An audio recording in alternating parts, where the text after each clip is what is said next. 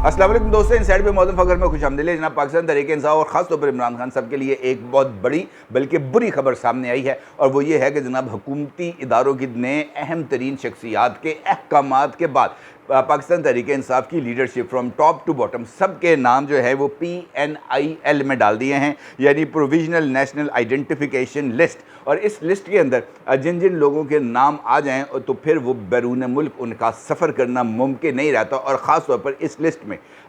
इस मरतबा इस बात को यकीनी बनाया गया है कि वो तमाम अफराद, वो तमाम किरदार, वो तमाम शख्सियात जिनका नाम किसी न किसी तरीके से 9 मई के अंदोनाक वाक़यात में आ रहा है, उन तमाम लोगों को पाकिस्तान से बाहर जाने की किसी भी सूरत इजाज़त नहीं दी जाएगी। चाहे ये बात आप मेरी नोट कर लें, चाहे वो किसी और मुल्क की शहरियत भी क्यों ना रखते हों, जब तक यहाँ पर उनका मामला निपटेगा नहीं, जब तक यहाँ पर उनके ख़िलाफ़ केसेस चलते रहेंगे, उनको किसी भी अदालत या किसी भी एम्बेसी के ज़रिए मुल्क से बाहर जाने की इजाज़त नहीं दी जाएगी। ये जो वाक़या, ये जो फ़ैसला हुकूमत वक्त की तरफ से सामने आया है, इसकी क्या वजूहात है और इस फ़ैसले के नताइज क्या होंगे, और क्या इस फैसले के नतीजे में जो हुकूमत है वो महज ज़बानी जमा खर्च से आगे बढ़ेगी, इसके ऊपर बात करूँगा। लेकिन उससे पहले 2 और ख़बरें हैं जो आपके साथ शेयर करना बहुत ही ज़्यादा ज़रूरी है। अभी आपको याद होगा कि पिछले वीलॉग के अंदर मैंने आपको बताया था कि जनाब अज़हर सिद्दीक़ साहब जो है वो एक रिट पिटीशन तैयार कर रहे हैं, और इस रिट पिटीशन को चैलेंज दायर किया जाएगा सुप्रीम कोर्ट ऑफ पाकिस्तान, जहाँ पर ये जो हुकूमत की तरफ से जुडिशल कमीशन बनाया गया है ऑडियो लीक्स के ऊपर, उसके ऊपर ना सिर्फ एतराज़ात उठाए जाएंगे बल्कि सुप्रीम कोर्ट ऑफ पाकिस्तान से दरख्वास्त की जाएगी कि जनाब एक हुक्म इम्तनाई की इस्तदा है और वो हुक्म इम्तनाई दे दे, क्योंकि उमर अताब बंदयाल साहब हुक्म इम्तनाई देकर सो जाते हैं, भूल जाते हैं, उनको पता ही नहीं चलता उसके बाद कि जनाब इस फैसले को, इस हुक्म इम्तना को अब आगे लेके जाना है, क्या करना है, फ़लाँ केस के अंदर नज़र सानी की अपील आई हुई है, इसको दोबारा सुनना है या नहीं, या फ़लाँ मुकदमे के अंदर केस का फ़ैसला जो है महफूज किया हुआ है, इसको कब जारी करना है या नहीं। हर एक चीज़ पर वो चिल डॉट काम करते हैं, और ये जो चिल डॉट काम है ख़ासतौर पर उन तमाम मामलात में हमारे सामने आती है जिसके ताने बाने जाकर इमरान खान साहब को के साथ मिलते हैं, या इस बात का इम्कान पाया जाए कि अगर इस मामले को सुना तो इमरान खान के ख़िलाफ़ फ़ैसला करना पड़ जाएगा, और इमरान खान के ख़िलाफ़ फ़ैसला करने का मतलब है कि रोटी नहीं मिलनी, इस बात के ख़ास से इम्कान पाए जाते हैं। लिहाजा ये एक रिट पिटीशन है जो दायर की गई है। अलबत्ता मेरे लिए हैरान कुन या सरप्राइज़ एलिमेंट ये है कि वो रिट पिटीशन इमरान खान साहब की तरफ से जो है वो दायर की गई है, और इसमें जो पिटिशनर हैं वो इमरान खान साहब हैं। ऑल्दो कि मुझे इस बात का अंदाज़ा नहीं था कि इमरान खान साहब इस मामले में आएंगे, क्योंकि उनकी तरफ से एक ट्वीट आया था सामने, और उस ट्वीट के अंदर इमरान खान साहब ने, जब ये मामला सामने आया था, हुकूमत की तरफ से ऐलान सामने आया था, तो उस वक्त इमरान खान साहब ने एक ट्वीट के ज़रिए ना सिर्फ इसका खैर मकदम किया था बल्कि इसका स्कोप ऑफ एक्शन को बढ़ाने का मुतालबा भी किया था, और इसके अंदर उन्होंने इस बात का मुतालबा किया था कि तहकीकात का जो दायरा है वो इन ऑडियोज़ को रिकॉर्ड करने तक भी फैलाया जाए, और ये देखा जाए कि जनाब ये जो ऑडियोज़ हैं ये क्यों रिकॉर्ड की जाती हैं और इनको कौन रिकॉर्ड करता है, और इसकी जो रिकॉर्डिंग्स है वो ख़ास जो लम्हात हैं उसमें, या उसकी टाइमिंग जो है वो इतनी ज़्यादा अप्रोप्रिएट क्यों होती है कि जिसको जिस वक्त पकड़ना होता है एन उस वक्त ही वो ऑडियो शॉडियो सामने आई थी। इमरान खान साहब की तरफ से ये सवाल उठाया गया था, तो ये बात ज़हन में आ रही थी कि शायद इमरान खान साहब वाक़तन इस मरतबा वो जो दावा करते हैं सुप्रीमेसी ऑफ द लॉ का, तो शायद इस मरतबा वो वाक़तन ये सुप्रीमेसी चाहे, और इस बात की तायीद की गई थी कि जनाब बिल्कुल ये जो रिकॉर्डिंग्स हैं ये कौन करते हैं, वो किरदार भी बेनकाब होने चाहिए। और इसके जवाब में राना सनाउल्लाह साहब ने एक टॉक शो के अंदर इस बात का इजहार किया था कि जनाब जब ये बात होगी कि ऑडियो रिकॉर्ड हो रही है, जब ये बात होगी कि ये प्ले हो रही है, जब ये बात हो रही है कि वो लीक हो रही है, तब ये वाली बात भी ज़रूर होगी कि इनको आखिरकार रिकॉर्ड कौन कर रहा है। और फिर इमरान खान साहब जो है उन्होंने इस पर खामोशी इख्तियार कर ली थी, जिस पर यह लग रहा था कि इमरान खान साहब इस मामले पर शायद जो एक नेचुरल कोर्स ऑफ एक्शन है उसको फॉलो करेंगे। लेकिन इमरान खान साहब के अंदर चूँकि सरप्राइज़ करने की टेंडेंसी इतनी ज़्यादा है कि वो किसी भी मौके पर किसी को भी सरप्राइज़ दे सकते हैं, और इस मरतबा भी उनकी तरफ से ये सरप्राइज़ सामने आ गया कि वो खुद ही पटिशनर बन गए। अब चूँकि वो पटिशनर बन गए हैं और ये जो दरख्वास्त है ये सुप्रीम कोर्ट ऑफ पाकिस्तान में दायर की गई है और इसके अंदर जो चीफ़ जस्टिस ऑफ पाकिस्तान से मशवरे के बग़ैर, उनसे नाम तलब किए बग़ैर जो कमीशन है वो बनाए जाने के नुक्ते को उठाया गया है। तो इस बात के ख़ासे इम्कानात मौजूद हैं कि इस रिट पटिशन की समाअत के लिए चीफ़ जस्टिस साहब अपनी ही सरबराही में एक बेंच बनाएंगे। ऑल्दो मेरी यह राय है कि चीफ़ जस्टिस साहब को इस मरतबा अपनी सरबराही में बेंच नहीं बनाना चाहिए क्योंकि ये कॉन्फ्लिक्ट ऑफ इंटरेस्ट होगा, क्योंकि इस मामले के अंदर उनकी अहलिया मोहतरमा का भी मुबैना तौर पर ज़िक्र आ रहा है, उनकी सास मोहतरमा का भी ज़िक्र आ रहा है। लिहाजा उनका मेरा ये मानना है कि उनको अपने आप को इस तनाज़े से दूर करना चाहिए, क्योंकि अगर वो और जस्टिस मुनीब और जस्टिस इजाज़ुल एहसन ये 3 रुकनी बेंच फिर बना सामने तो फिर इसके ऊपर शदीद तरीन एतराज़ात आएंगे। दूसरा,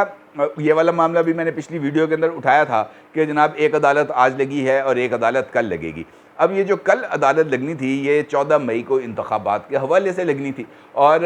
इस अदालत के अंदर जो अचानक चूँकि इसको ये जो केस है इसको फ़िक्स किया गया है कल के लिए, क्योंकि इससे पहले जो कॉज लिस्ट जारी की गई थी उस कॉज लिस्ट के अंदर ये वाला केस शामिल नहीं था। लेकिन चूँकि मैंने आपको पहले भी बताया कि दबाव में लाना बहुत सारी जगहों पर मकसूद होता है, मामलात को बैलेंस करना, तो उसके लिए फिर ज़रूरी होता है कि जनाब अगर किसी जगह पर आपके ख़िलाफ़ मुकदमा चल रहा है तो किसी जगह पर आप दूसरे के ख़िलाफ़ मुकदमा चलाएँ ताकि वो बैलेंसिंग एक्ट जो है वो कायम रह सके। अब ये जो कल मुकदमा चलना है उसमें जो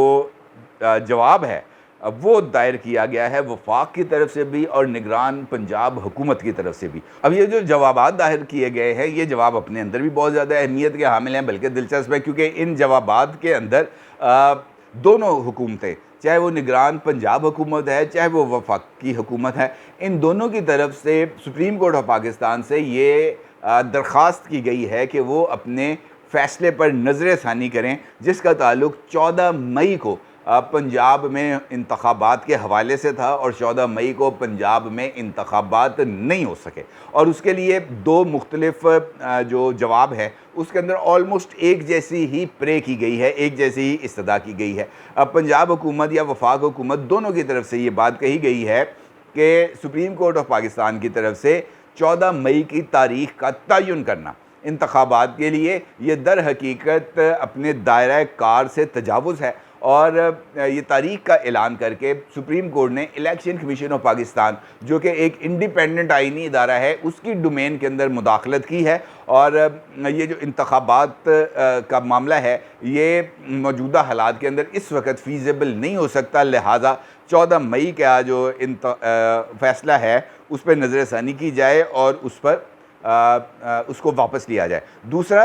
इसके अंदर जो नुक्ता उठाया गया है वफाक की तरफ से उसमें यह कहा गया है कि पंजाब में पहले इलेक्शन कराए जाने से कौमी असम्बली के इंतखाबात मुतासर होने का अंदेशा है। पंजाब में इंतखाबात कौमी असम्बली के साथ एक ही वक्त में होने चाहिए क्योंकि पंजाब कौमी असम्बली में सबसे ज़्यादा नशिस्तें रखने वाला सूबा है। पंजाब में जीत से तयन होता है कि मरकज़ में हुकूमत कौन करेगा। वफाक ने अदालत से इस्तदा की है कि सुप्रीम कोर्ट 4 अप्रैल के फ़ैसले पर नज़र षानी करे। अब अगर वफाक ने ये नज़र षानी की दरख्वास्त की है तो फिर मेरा वफाक से एक सवाल है, शहबाज शरीफ साहब से सवाल है, PDM से सवाल है, पीपल्स पार्टी से सवाल है और वो सवाल ये है कि ये जो प्रे आपने की है नज़र षानी की 4 अप्रैल के डिसीजन के हवाले से, तो अब आपने वो 4-3 वाले फ़ैसले की बजाय अब 3-2 वाले फ़ैसले को मानना है। वो बता दें ताकि पता चल जाए कि 4-3 के फ़ैसले पर कौन खड़ा है और 3-2 वाले फ़ैसले पर कौन खड़ा है, क्योंकि उससे पहले यानी ये जवाब वहाँ पर दायर होने से पहले यही एक नुक्ता था जो सबके सामने था कि जनाब हम इंतखाबात क्यों कराएं, क्योंकि ये वाला तो केस ही सुप्रीम कोर्ट ने गलत सुना है, ये तो फ़ैसला ही गलत है। फ़ैसला तो वो वाला दुरुस्त है जो 4-3 की अक्सरियत से आया था और वो जो 4-3 की अक्सरियत से फ़ैसला आया था उसके अंदर तो किसी तरह की कोई गुंजाइश ही नहीं थी। उसके अंदर तो ये बात कही गई थी कि जनाब ये मामला तो पहले लाहौर हाई कोर्ट के अंदर ज़ेर इल्तवा है, लिहाजा जब तक ये मामला लाहौर हाई कोर्ट से निपटेगा नहीं, सिमटेगा नहीं, उस वक्त तक कि जनाब ये सुप्रीम कोर्ट में आ नहीं सकता, इस तरह की बात की गई थी। लेकिन अब अचानक ही वो जो 3-2 वाला फ़ैसला है उसको ना सिर्फ तस्लीम भी कर लिया गया है, उस पर नज़रसानी की दरख्वास्त भी दे दी गई है, और नज़रसानी की दरख्वास्त भी बड़ी बिटवीन दी लाइंस करके दी गई है। लेकिन पिछली ही समात पर उमर अताब बंदयाल साहब की तरफ से ये बात कही गई थी कि जनाब अब तो नज़रसानी का वक्त भी गुजर गया, क्योंकि वो जो वक्त है वो तो 30 दिन का था। यानी अगर 4 अप्रैल को फ़ैसला हुआ था तो 3 मई तक आपको नज़रसानी की अपील दायर करनी थी, और 3 मई तक चूँकि नज़रसानी की अपील दायर ही नहीं की गई, अब तो वो मामला हो गया है टाइम बार्ड। अब उसको कैसे लेंगे, तो ये एक स्यापा डालने की कोशिश की गई है। अलबत्ता इस नया स्यापा डालने के चक्कर में हुकूमत ने अपनी जो एक पोजीशन थी उसको ना सिर्फ लूज़ कर दिया है, बल्कि सुप्रीम कोर्ट के एक फ़ैसला जिसके ऊपर बहुत ज़्यादा एतराज़ात थे, 4-3 और 3-2 वाला फ़ैसला, उसको लिजिटिमेसी दे दी है। 4-3 के फ़ैसले को अक़लियती फ़ैसला खुद हुकूमत की तरफ से तस्लीम कर लेना इस बात का सबूत है कि जनाब हुकूमत ने इस पिच पर भी दौड़ने वाला जो रविश है उसको अपनाया है, और इस मरतबा शायद वो विकटें उठाकर भागे हैं, क्योंकि अब कोर्ट रूम नंबर 1 से कल जो समात होनी है वहाँ पर उनके लिए किसी तरह का कोई रिलीफ का इम्कान मुझे नज़र नहीं आता। अब अगर कुछ होगा तो वो पैकअप होगा, लेकिन चूँकि ये एक नई लड़ाई करने के बारे में गौर व फिक्र किया जा रहा है, लिहाजा इस बात के जो इम्कानात हैं वो अब देखने पड़ेंगे कि किस तरीके से ये हुकूमत इस मामले को लेकर आगे चलती है। तौहीन अदालत के जवाब में तौहीन पार्लियामेंट की कोई वो जो हिकमत अमली है ये तो ज़ेर गौर नहीं है, और अगर तौहीन पार्लियामेंट की के ऑप्शन पर हुकूमत अकड़ने की कोशिश करेगी तो मेरा ख़्याल है कि यहाँ से भी उनको भागना ही पड़ेगा, क्योंकि इसके अलावा उनके पास कोई ऑप्शन रह नहीं जाएगी। और यही वजह है कि शायद इमरान खान साहब और उनकी जमात के लोग भी मुल्क से भागने के चक्करों में थे, लेकिन इस मरतबा ये जो चक्कर हैं ये उनको ऐसे चढ़ गए हैं कि जहाँ से अब उनके लिए पीछे हटना बहुत ज़्यादा मुश्किल है, क्योंकि जो रिज़ॉल्व सामने आया है पाकिस्तान की फ़ौज की तरफ से, ख़ास तौर पर 9 मई के वाक़यात के बाद, वो तो बड़ी क्लैरिटी के साथ इस बारे में खड़े हैं कि जनाब हमने किसी को नहीं बख्शना, चाहे वो हमारे इदारे के अंदर है, चाहे वो हमारे इदारे में है या था। इसके अंदर किसी तरह की कोई वो जो है ना गुंजाइश ही नहीं है। नो इफ एंड बट्स, कोई अगर मगर नहीं है, किसी के लिए कोई रियायत नहीं है, चाहे वो साबिक chief of army staff general Asif Nawaz का घर वाले हों, उनके दामाद हों, उनकी नवासी हों, किसी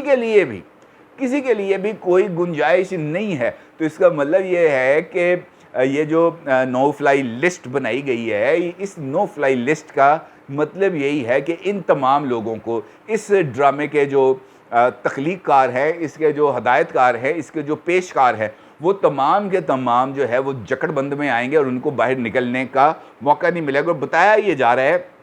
इस लिस्ट में पीटीआई के सारे कदावर लीडर्स मौजूद हैं, जिसमें शाह महमूद कुरैशी साहब हैं, असद उमर साहब हैं, इवन इमरान खान साहब हैं, इमरान खान साहब की एहलिया मुहतरमा बुशरा बीबी साहिबा हैं, मुराद सईद साहब हैं, इसके साथ जो है शहरियार अफरीदी है, अली अमीन गंडापुर है, यानी टॉप टियर लीडरशिप जो भी है। और अभी मैंने थोड़ी देर पहले खबर देखी है कि इमरान खान साहब ने रोक दिया है जुल्फ़ी बुखारी साहब को और शहबाज गिल साहब को कि जनाब यहाँ पर अब आपने वापस नहीं आना, अब बैरून मुल्क रहकर पार्टी का जो परचम है इसको लेकर आगे बढ़ें और इस पार्टी के परचम की हिफाजत करें। और ये जो लड़ाई है अब आप बैरून मुल्क रह कर लड़ें, क्योंकि इस लड़ाई के अंदर हमें पैसे चाहिए, और पैसों के लिए मैंने ऑलरेडी अपील कर दी है, और उसके जो एक फ़ंड है वो क्रिएट कर दिया गया है। ये 9 मई के दौरान बकौल इमरान खान साहब, वो जो तमाम लोग इमरान खान साहब के मुताबिक जो लोग जान से गए थे पीटीआई के, उनके अहल खाना के वो जो है मदद के लिए। लेकिन आज तक इमरान खान साहब ने कई मरतबा इस बात का जिक्र किया है कि 25 शोहदा उनके पास मौजूद हैं 9 मई के, लेकिन वो कौन से लोग हैं, कहाँ कहाँ से उनका ताल्लुक़ है, उनके नाम क्या है, उनके आईडी कार्ड नंबर्स क्या थे, वो रिहाइश कहाँ रखते हैं,